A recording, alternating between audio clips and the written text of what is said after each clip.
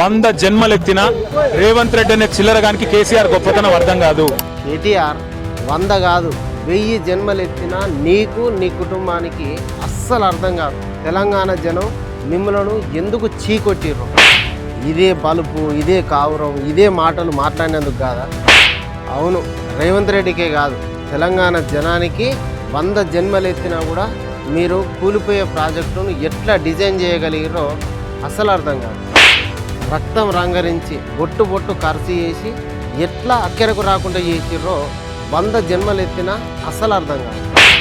ఓడిపోయినా కూడా మీ అహంకార మాటలు ఎందుకు ఆగుతలేవు అనేది 100 జన్మలెత్తినా అసలు అర్థం కాదు.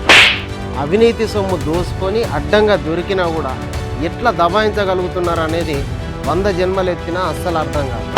కేసీఆర్ను విచారణకు పిలిస్తే తప్పు జరిగిందా జరగలేదా అనేది తేలుతుంది కదా, దానికి నీకెందుకు అంత కోపం ముడుచుకొచ్చింది కేటీఆర్? విచారణ జరుగుతుంటే రేవంత్ రెడ్డికి కేసీఆర్ గొప్పతనం ఎందుకు తెలవాలి? కమిషన్కు కదా తెలవాల్సింది.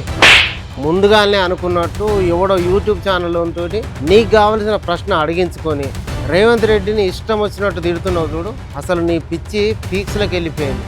ఈ ముచ్చట అయితే అసలే అర్థమైతే లేదు.